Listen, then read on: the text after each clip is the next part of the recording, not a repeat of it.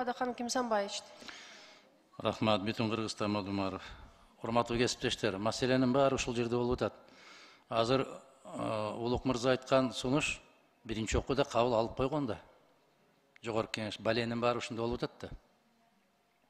Биринчи окууда кабыл албаса анда жанагы биргелешкен комиссия кайдан түзүлдү? Ошол түзүлгөндөн кийин биринчи окуудан карадык, концепциясын жактырдык, бирок могул жерлер жакпайт. Ошон үчүн жанагы согласительный комиссия деп анан ар бир фракциядан бирден киши кирген да. Анан теңирден тескери кетип бартабыз да азыр отуруп алып. Эми айтат, баш чайкайсыңар, бирок факт ушундай. Мына азыр эми кайрадан биринчи окуу режимине карайбыз деп атабыз.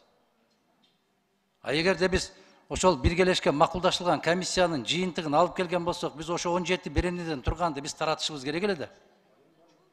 Таратылган жок да, азыр илинип атат. Азыр мына азыр илип атат. Кайра чырылдап бербейсиңерби кагазды дегенден кийин.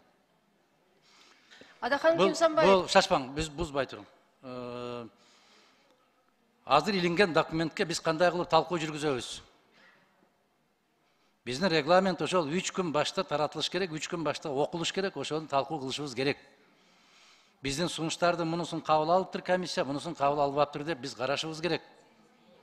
Азыр суранып олтуруп, араңдан араң алдык ал кагазды. Бул биринчи маселе. Экинчи маселе. Өзү негизи курултайды абдан мындай бир ашмалтай чыгарылды.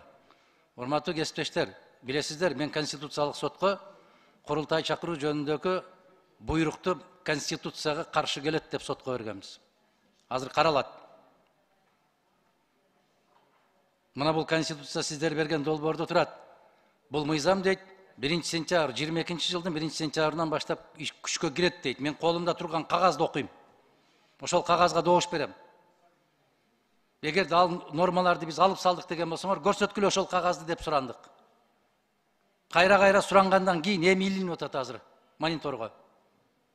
А бирок колубузда кагаз жок баары бир. Монитордо бар. Урматтуу кесиптештер, чыгуунун бир жолу бар. Биз өзүбүз мыйзамсыз жол баштап алдык. Биринчи окууда талкуу кылбай туруп, биз комиссия түзө албайт элек. Комиссия түзүлдү, иштеди. Эми ошол кайсы режимде талкуу кылабыз?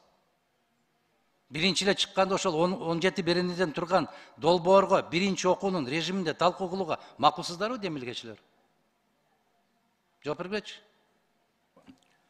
Адахан Кимсанбаевич, мен сиздин азыркы айтканыңызга жооп берип коеюнчу. Биз биринчи окуудан концепциясын кабыл ала элекпиз бул мыйзамдын. Анан комиссияны кантип түздүк?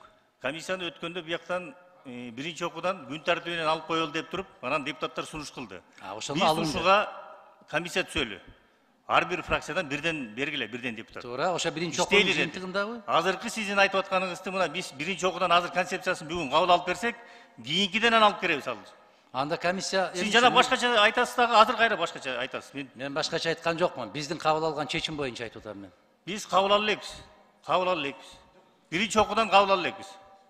Биринчи окуудан эгер бүгүн колдоп берсеңиздер, экинчи окуудан мына комитетке келиңиздер, комитеттен сунуштарыңарды бериңиздер. Булардын мисалы ошондо Жанар Кубанович ошо жерден көрсөтөт баарынчы. Комитеттен. Ошол жака келиңиздер, ошо комитеттен иштейли, андан палатадан иштейли, бияка чыгарып туруп. Анда комиссияны кантип түздүк, эмненин негизинде? Комиссиядан мен сизге айтып атпаймынбы? Бияктан депутаттар сунуш кылды. Күн тартибинен алып коелу, карабай деди. Күн тартибинен алдык. Анан депутаттар айтты сунуш кылды. Биз комиссия түзөлү, комиссия түзүп бир сыйра карап иштейли деди. Ошол боюнча иштедик да биз. А ошол комиссиянын материалы кайда? Комиссиянын материалдары сиздин мониторуңузда турат ошондо. Азыр турат. Ал бирок аны биз караганга бүгүн аны карабайбыз. Бүгүн мурункуну биринчи окуудан карап концепциясын кабыл алып бергенден кийин, андан кийин ошол экинчини ошону карайсыздар ошол.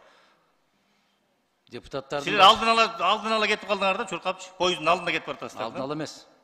Эч алдын ала эмес. Биз ошо эрежеси боюнча кетип. Жок, алдын ала болбосо эмнеге айтып атасыз? Концепциясын кабыл алып бердик деп. Кабыл алып бербеген мыйзамды кабыл алып бердик деп айтып. Комиссияны кандай түздүк анан концепциясын карабай туруп? Мен сизге жакшы айтып берип атпаймынбы? Депутаттар сунуш кылды. Биринчи окуудан күн тартибинен алып коелу деп айтты. Депутаттар сунуш кылды, комиссия түзөлдү деп. Демилге Анан чигим комиссия азыр. түздүк, ар бир фракциядан бирден берди да. Сиздерден ким кирди эле? Демилге чигим, бизде Масалиев кирген. Демилге Масалиев чигим. кирсе сизге түшүндүрүп айтат эле, ушундай эме кылып атабыз. Масалиев өзү сүйлөп атат могул жерде. Бири-бирден Бизде жаныңыздар материал менен кайда? сүйлөшөсүздөрбү, сүйлөшпөйсүздөрбү? Өзүңүздөрдүн Эми ким фракция менен. катуу сүйлөсө чындык ошону колуп калды. Масалиев өзү сурап атат. Кана бизде Эми өзү сурап атса, Жанар Кубаныч менен чогуу бир комиссия түзүп иштешти да. Мен ошону айтып атам, биз кайра эле кайталап атабыз, урматтуу депутаттар. Мейли сурооңуздар болсо бергиле деп атабыз. Сурооңуздарды бергиле. Жооп берсин мына, андан кийинкисин мына Жанар Кубаныч ошо комиссия түзгөн боюнча Жанар Кубаныч жооп берейин деп атат. Биринчи микрофон. Ишеним фракциясы Ормонов. Урматтуу Адахан Кимсанбаевич, биринчи окуудан кабыл алынган эмес, талаш тартыш аябай катуу болуп бул жерде. Көп маселе бар дегендиктен атайын депутаттык комиссия түзүлгөн. Жумушчу топ, комиссия эмес, жумушчу топ, ар бир фракция бергенбиз. Карап чыгыштын концепцияга туура келбей калса кандай кылабыз деген маселе болгон. Мына мыйзам долбоорунун авторлору өздөрү макул болуп атат сунуштарга. Ошондуктан биринчи окууда кабыл алып берип туруп, экинчи окууда жана сунуштарды кошумча эмне болсо дагы кабыл ал деген сөздү айттым мен. Рахмат. Үчүнчү микрофон. Нурбек Өмүрбекчи. Азыр мындай да акыбал.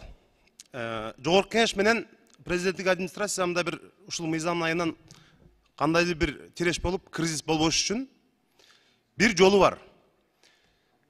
Эгерде биз, урматтуу депутаттар, азыр биринчи окууда бул мыйзамдын жалпы концепциясын кабыл алып берип, экинчи окууда кызыл чеке талаш тартыш болсок болот. Жумушчу топтун жыйынтыгын экинчи окууда ийне жибине чейин талкуулашыбыз керек ушул жерде.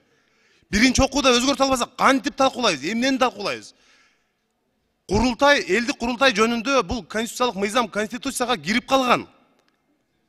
Эми азыр концепциясын биринчи окууда жактырып берип, экинчи окууда комитетти талкуулап шашпай, анан жогорку кеңеште талкуулап. Эгерде андан дагы жаңылып бир жери мындай бир кындыксыз болбой кала турган болсо, анда үчүнчү окууда кайра кайтарсак болот. Мүмкүнчүлүк алдыда толтура.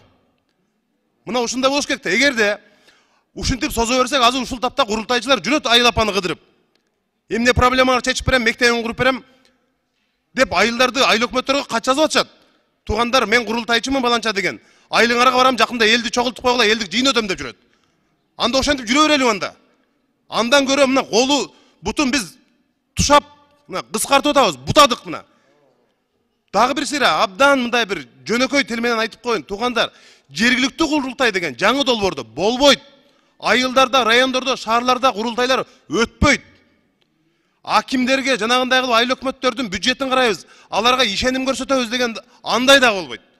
Шайланып алып 3 жыл бою курултайчы болуп, каалагандай айылдарды кыдырып, аким менен мэрлерди жүдөтөм деген түшүнүк да болбойт. Мына бир жолу шайланат, келди. Мен мурда комитеттин жыйынында айткандай, суроосун берет. Элдин көйгөйүн айтсын алдагы. Жооп филармонияга келсин, элдин көйгөйүн айтат. Ошол жерде чырк эттирип сүрөткө чоттагы кетип калат үйүнө болду. Бүттү. Мына ошол менен ыйгарым укугу жок. Мына ошондой кылып биз жасап койдук эми. Силердин айтканыңардан улам. Бизди биягы курултайдын жактоочусу же колдоочусу эмеспиз. Эми ошолдо мына 6-саатта мына ушул залда отурганбыз. Азыр айрым депутаттар суроо берип атса, мен таң калып атам да мындай. Ошондо баш мыйзамдын ушундай долбоору бар экен деп биз каршы добуш бергенбиз. Алардын баары макул добуш берген. Мына ушундай абалда, ошон үчүн мүмкүн болсо биринчи окууда концепциясын кабыл алып берели дагы, экинчи окууда баарын эметели. Урматтуу депутаттар, мени мына жакшы көргөн курултай жок азыр. Булардын баары каргап шилеп атат мени азыр. Бүт ыйгарым укуктарыбызды тушадың, өлтүрдүң, депутаттарын, коллегаларыңа жан тартып, жумушчу топту башкарып алып туруп, бүт бизде эч нерсебизди калтырбадың деп булардын баары мени каргап шилеп жүрүшөт мына кабинетте бир айдан бери. Анан эми ошону туура түшүнүшүбүз керек да. Тескерисинче биз эптеп алып келип долбоорун өткөрүп калалы деген ой жок. Биз силер менен иштейбиз, башкалар менен эмес. Ошону туура түшүнөлү. Урматтуу депутаттар, суроо жоопту токтотуп элечи. Жанар Кубанычке бир 5 мүнөт убакыт бербейлиби? Жанар Кубаныч баарысына да түшүндүрүп берсин.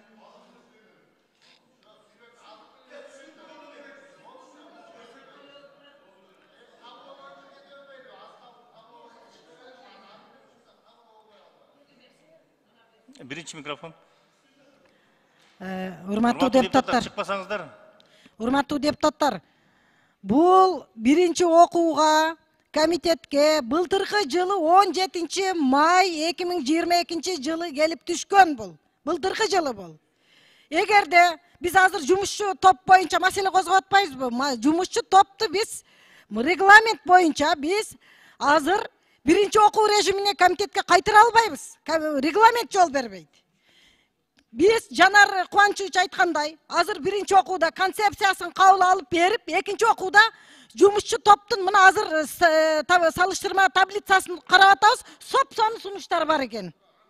Ошон үчүн экинчи окууда жумушчу топту биз ишенип жөнөттүк. Ошону экинчи окууда кабыл алып беребиз да.